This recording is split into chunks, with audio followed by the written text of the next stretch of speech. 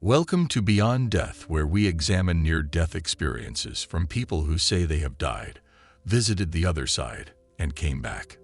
Before we begin, I want to take a brief second to say thank you to the channel's newest supporters, Queen of Scots and National Coalition of Healthcare Recruiters. Thank you both for the super thanks. Today's NDE comes from Blanca A, who describes dying from a heart attack, where she crossed over and conversed with a deceased family member before coming back. Let's get into it. I was at work as usual and decided to go to the canteen for lunch around 1 p.m. I couldn't finish my meal as I started to have severe pain in my stomach.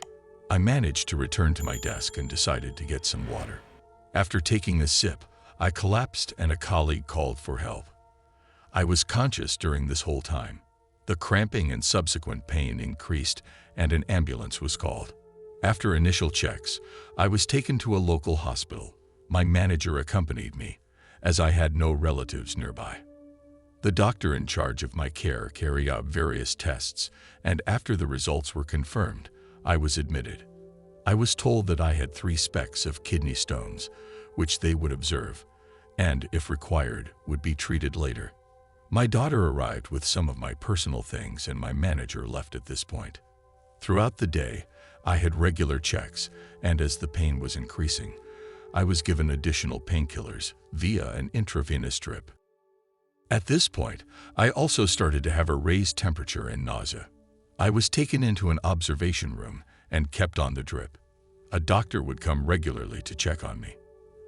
They wouldn't give me any other medication in case this aggravated the kidney stones. It was getting late, and my daughter left with my niece whilst my sister-in-law stayed behind. We were chatting generally about the family and work when I started to vomit. My sister-in-law asked a nurse to give me something for the nausea. In the meantime, I told my sister-in-law to call my brother to come and pick her up as it was getting very late. By this time, it was coming up to 10 p.m., and I knew she had come straight from work and hadn't eaten anything. She called him and waited in the room for him to come. The nurses and doctors were meeting outside the nurses' station for a shift handover. I remember saying to the nurse my nausea was getting worse. She informed me that she was not able to give me anything until it was cleared with the doctor, and this meant I had to wait until the handover was completed. At about 10:15, the doctor who had been treating me during the day popped his head into the room to say he was leaving and wished me well. He had instructed the nurse to give me anti-nausea medication via the drip, which would help ease the nausea. My sister-in-law was standing to the right side of me, and the nurse started to inject the medication into the drip line. While she was doing this, I turned to my sister-in-law to tell her that it was okay for her to go as my brother had phoned her that he was parked downstairs. I remember this to be the last clear instruction I heard or gave. Slowly my eyes began to draw closed and I felt heavy, and my breathing was getting slower. I felt limp and unable to move at all. I was extremely heavy. I remember me being pulled away, out of the bed, but my physical body was lying limp. At this stage, I could still hear everything but could not acknowledge or move. I can see the nurse pushing the alarm, but not with my eyes. It was as if I was looking at her from somewhere else. It wasn't working, and she was screaming at my sister-in-law to go to the room next door and push the alarm. I remember the nurse trying to give me oxygen, but the equipment was faulty. I could see so many people around me frantically doing things to me. A lot of noise, a lot of movement. I was in the middle of all of it, but not there at the same time. I remember hearing the doctor shouting my name aloud and his name, telling me to stay with him. Someone kept flashing something bright in my eyes. I wanted to blink, but couldn't. I just wanted to sleep. I kept trying to sleep, but the doctor and nurse kept shouting loud to stay with them. I heard another nurse say the heart was in cardiac arrest, and they started resuscitation. They punched my chest with an injection. I kept thinking that this should hurt, but it didn't. I couldn't feel anything, just felt extremely tired, heavy, and sinking. There was so much confusion. I could see everything, but not from my body. I can't explain where I was, but I was not in the body. I have no concept of where I was in the room. The doctor was telling someone that my pupils had dilated and that I wasn't reacting to the light they were constantly flashing in my eyes. I saw a female doctor or nurse, don't know who, do the same. I wanted to blink but couldn't. Then someone was pinching me very hard on my inner arm, thigh, and collarbone. Again, I wanted to move but couldn't. Then I heard the doctor say that there wasn't enough oxygen getting to my brain and they would have to break the nasal bone and insert a tube straight to the brain and get oxygen to my brain like that. Again, I could feel the tube being inserted, but I couldn't feel the pain. I remember thinking this should hurt. All this seemed like a few minutes, but as I later found out, it was hours.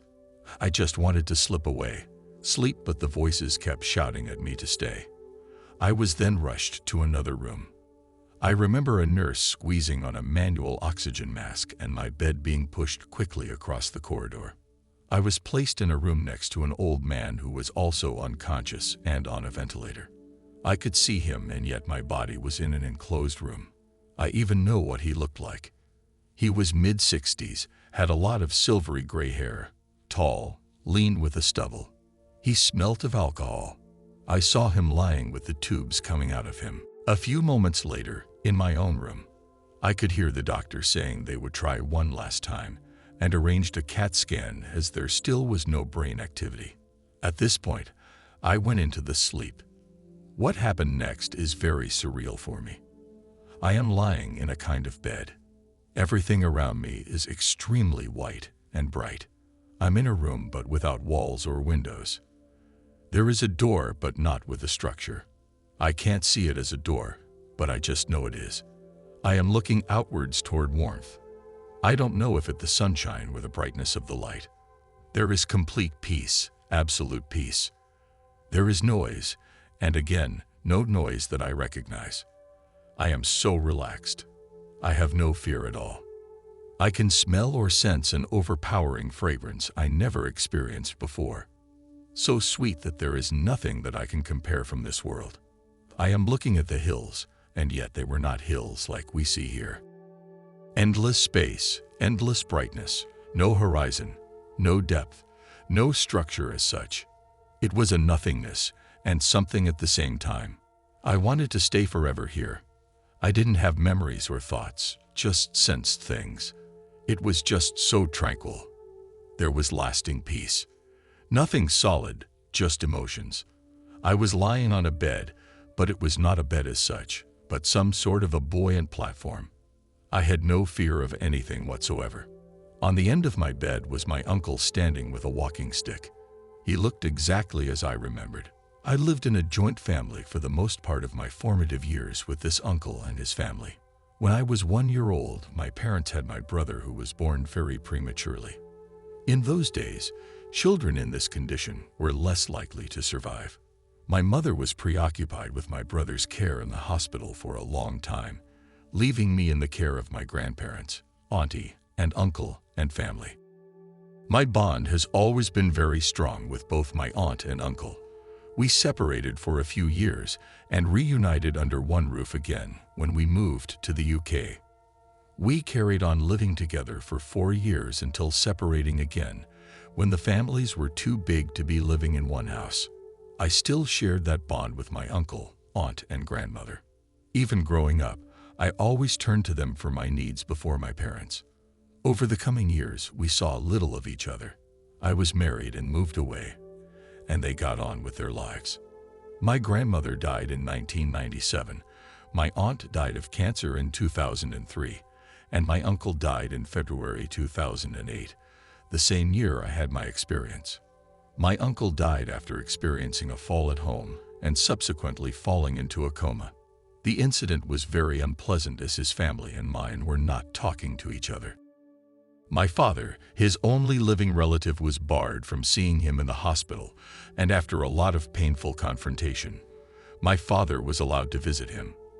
During the last hours of his life, I was at his bedside, and ultimately when the life support was turned off, I was standing with all the family by the bedside, watching as his life was slowly withered away. I passed out just before he was pronounced dead, and so was not actually there when this moment had come. It was a very unhappy, confrontational episode, which left a bad experience for all. My father and uncle had been through very tough childhood and only had each other for support. My grandmother went blind when my father was 2 and my uncle was 5. They were brought up by an uncle and aunt who didn't look after them properly. Both my father and his brother were close because of this, and even during the hectic family argumentative years. My father helped to financially look after all the family until we went our separate ways. So for my father to be barred from seeing his brother was a very painful experience for all, and I always felt that my uncle somehow was not happy about it either. He never woke up from his coma. However, in my experience, my uncle was first standing at the end of the bed, then came and sat by my side. He was jolly, happy, just like in life. He chuckled and spoke to me, but not in words. I understood, but not in a way I can explain. He told me to tell the eldest of my brothers, the one who was born premature, not to worry. He was going to get through the difficulties just like when he was born. He told me to tell him don't work too hard. It wasn't good for his health. My brother had been working 16-hour shifts as a bus driver. This was something he did after the death of my uncle. He told me to tell my youngest brother to not to worry too much, everything would be fine. He said to tell him you are always worrying, and it wasn't going to change anything, and that everything was going to be okay. My younger brother had lost his son at the age of 1, and hadn't really recovered from it. My uncle used to chuckle a lot, and when he did this his stomach would bounce. I used to make him laugh on purpose just to see this. While he was sitting, he told me to stop making him laugh, as his stomach was hurting. I can't remember what I was saying that made him laugh. I can't remember what I sounded like or appeared as, but that some exchanges were made between us. How we communicated is not clear. I just knew what he was saying without words. That's all I remember of him, except that he felt very peaceful and comforting. He did not give any messages for his own family at all. I wanted to stay there with him, or at least in this place. I finally remember coming around and feeling very, very, very angry. I really didn't want to come back. I was so angry with the doctor. I didn't want to come back. Why did he bring me back? All I could think of was I didn't want to be here and was so angry. I was in and out of consciousness and can't remember anything else much. Gradually, I started to feel stronger and my senses started to return. Eventually, I was allowed to drink something really sweet as my sugar levels had dropped so much. I remember the nurse saying to me that I had given them a real fright. She was the same nurse who gave me the medication before I had the cardiac arrest, and even though her shift had ended, she stayed behind until I was in the clear. I felt very sad after. I didn't want to talk to anyone, didn't want to be around. I found it difficult to talk about this to my family initially, and still do. I never discussed it with anyone for a long time. There were times when I doubted myself, but I know I experienced everything, especially as I had big painful bruises to show for it from when the nurses were pinching me to see if I would react. The whole episode did change my outlook on life. I'm more tolerant and placid. I am detached from worldly things with a different view regarding life and death. I am calmer and relate all my experiences in a positive way. I want to tell people my story now, but I'm still apprehensive about how people will see it. I have no fear at all of dying or death. I am actually looking forward to it. I feel I'm more mature about things, especially problems to do with health. I don't feel attachment to things in the way I used to. If something goes wrong, I deal with it in a positive way, even if the outcome is not good. I encourage myself and my family to live life, but not in an extravagant way. I am very religious now and practice Islam. This is the core of my existence, even though I didn't experience meeting angels or God during my experience. I feel I have a purpose to fulfill. I don't know what it is, but know that there is something. I have blind faith and feel that there is something much more, much better waiting for us after death. I am so looking forward to experiencing that feeling again and find that to me being alive is not a blessing, it's a burden. Had it not been for my faith and responsibility towards my children, I might not be around today. That's how coming back to this reality has affected me.